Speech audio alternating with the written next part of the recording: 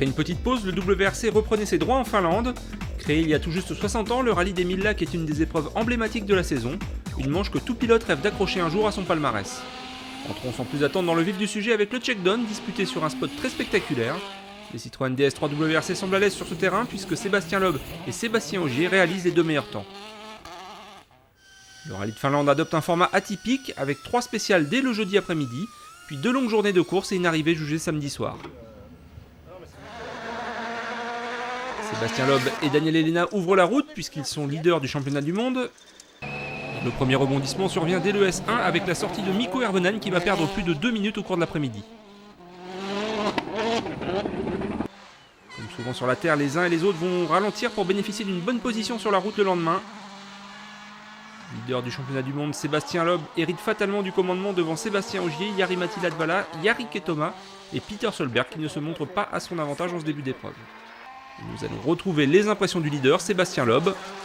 Le bilan, c'est que ça va plutôt pas mal. Déjà, on a les 2 voitures en tête. Après, moi, si je suis en tête, c'est parce que les autres ont décidé de me laisser en tête. Donc, c'est pas forcément un exploit. Et je balayerai la route demain. Mais bon, voilà, c'est comme ça. On est plutôt confiant. On a préféré garder une bonne position sur la route pour la suite du rallye parce que même si on est en Finlande, il y a quand même toujours un minimum de balayage dans la mesure où les conditions sont sèches. Donc, on va voir si on a pris la bonne décision ou pas.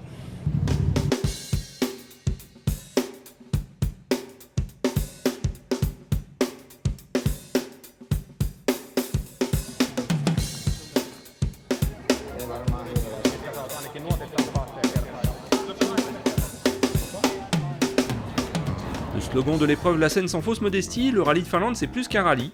On peut même dire que c'est un art de vivre. Pendant toute la semaine, la petite ville de Jyväskylä devient le centre d'attention de tous les Finlandais. Enfin connaisseurs, ils sont des centaines de milliers à se déplacer au bord des spéciales. Pour tenter de comprendre l'histoire d'amour qui unit ce pays d'Europe du Nord au rallye, nous avons demandé à Kimi Räikkönen et Kai Lindström de nous en dire un peu plus. For us, of course, this is the highlight of the season. We come to our own country in front of all our fans, all our friends. That makes it special. Plus the very high speed stages that we have here, big jumps going over the crest sideways. I think that's the key factors why this is so good. It is one of the motorsport overall. It's very popular in Finland. So, but also winter sports, hockey, ski jumping, skiing is very popular. But motorsport overall. We have a long history in the rallying, so this is kind of our national sport. Like some other countries have football, they have always succeeded on that one. We have succeeded in rallying, so that makes it so important for us. And like they say, Finland is a rally crazy country. In France, they have very fast drivers, but also in Finland, people live quite a bit on the countryside. They have a lot of space, a lot of small roads where you can drive and fields that you can make a circuit, so that definitely helps. I think it's just the nature of the roads here. They are more or less the same nature wherever in the country you go. And you know, our national rally championship is very strong. The stages are similar to these stages. So all the young drivers grow up to drive this kind of road, so it makes it a little bit more easier for them.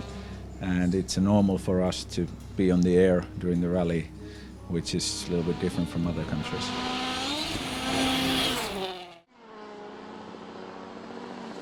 Retour à la course le vendredi matin avec Sébastien Loeb et Daniel Elena qui ouvrent une nouvelle fois la route. Malgré cette position théoriquement défavorable, les septuples champions du monde parviennent à se défendre. La pluie tombée pendant la nuit leur facilite la tâche et ils parviennent à se maintenir en tête lors de la matinée.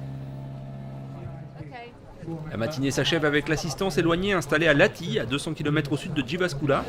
À ce stade de la course, Sébastien Ogier occupe la deuxième place, à 2 secondes 8 de son équipier. La troisième position provisoire revient à Jari-Matti Latvala qui pointe à une dizaine de secondes. Peter Solberg s'est quant à lui emparé de la quatrième position. Les spéciales du vendredi après-midi sont plus favorables à Sébastien Ogier qui s'empare de la tête du rallye à l'issue de l'ES9. Mais il choisit de rendre le commandement à Sébastien Loeb qui aura tout tenté pour ne pas se retrouver leader lors de la dernière journée de course. La stratégie de fin d'étape, elle est sortie un peu du chapeau de mon copilote à 2 minutes de pointer, en se disant de toute façon, dans la situation où on est, on va se faire avoir. Ogier va se recaler derrière, l'équipe va calculer les temps pour qu'ils se mettent derrière. Donc si on arrivait à les embrouiller un peu en prenant une pénalité et en espérant que ça ne se sache pas à temps, on pouvait essayer de les tromper. Ça n'a pas marché. Intéressons-nous maintenant aux plus anciens et aux plus fidèles des partenaires de Citroën Racing, Total. Au-delà de la compétition, le partenariat unissant les deux marques est des plus profonds. Je vous rappelle quand même qu'avec Citroën, on est 7 fois champion du monde, avec Sébastien Loeb bien sûr. Pour nous, c'est une fierté, mais en plus, c'est un partenariat constructeur sur les aspects aussi bien clientèle que sur l'aspect compétition. Et plus particulièrement sur l'aspect compétition, nous les accompagnons sur l'ensemble de la saison, sur l'ensemble du championnat, en leur apportant notre technologie, en lubrifiant pour justement donner les performances nécessaires à la voiture. Huile moteur, liquide de refroidissement, fluide hydraulique ou liquide de frein, les produits Total sont omniprésents dans les DS3 WRC. Il s'agit d'un véritable banc d'essai pour la marque. On ne s'arrête pas simplement à dire ben voilà, en début de saison on vous donne un produit, on fait des évolutions technologiques et surtout ben, on a nous chez Total un laboratoire technologique parce qu'on fait aussi bien du rallye comme vous le savez que de l'endurance et de la F1 donc grâce à toutes ces expériences on arrive à donner à Citroën des produits de haute technologie. Ce qu'on va rechercher avant tout c'est donc de lubrifier le moteur, donc fiabilité et ensuite de la performance. Donc avec une huile moins visqueuse, on va limiter les frottements dans le moteur, ce qui va vraiment faire gagner de la performance. Et un autre paramètre qui serait important, c'est de pouvoir utiliser le lubrifiant dans une large fenêtre de température. Il faut imaginer qu'on a commencé la saison en Suède, il faisait moins 30. Là, il fait une vingtaine de degrés. Au Mexique, il fait 25-30.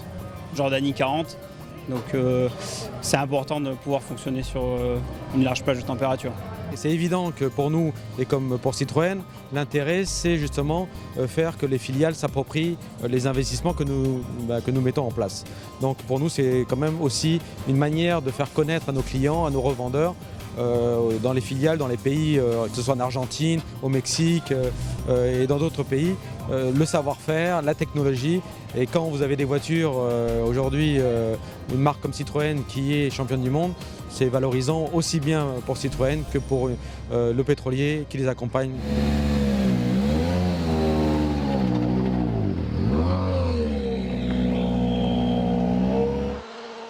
Loeb, Ogier et Latvala, la victoire va se jouer entre ces trois pilotes.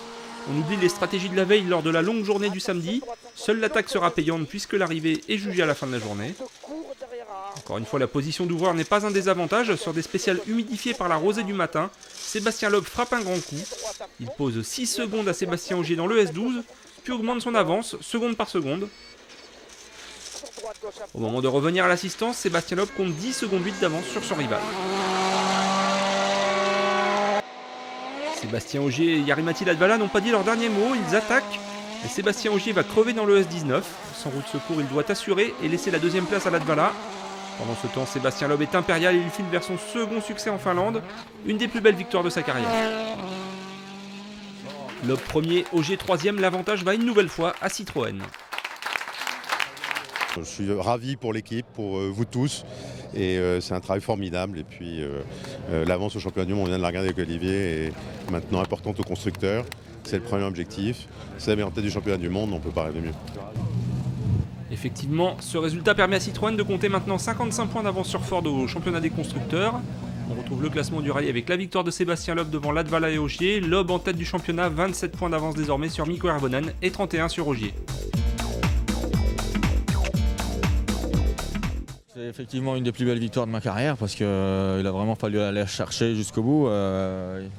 Il a vraiment fallu attendre la dernière minute pour vraiment y croire parce que c'est clair que mes deux adversaires étaient très rapides aussi. Latvala, Ogier me poussaient vraiment très fort. En plus tous les soirs ils se mettaient derrière. J'ai balayé leur route pendant 3 jours et malgré ça on réussit à s'imposer. Donc c'est clair que c'est sûrement une des plus belles victoires parce que sans pouvoir faire de stratégie, on a réussi à rester devant.